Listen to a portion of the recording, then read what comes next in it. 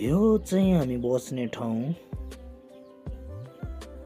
सुरुमा मेघालो काटियो।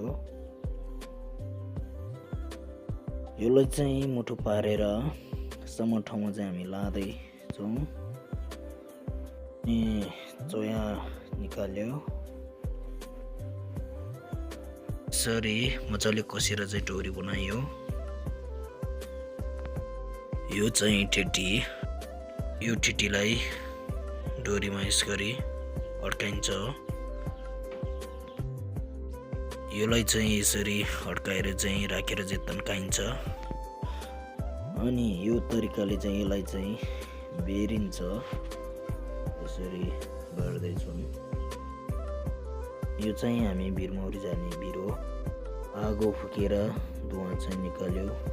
यसो गर्दा चाहिँ भिरमौराहरू चाहिँ आफ्नो घर छुटेर एक ठाउँमा जम्मा हुन्छ। उहाँ चाहिँ तल झर्दैछन् डोरीबाट यो भिरमा। यसरी चाहिँ घोस्दैछन् र यसरी खस्यो।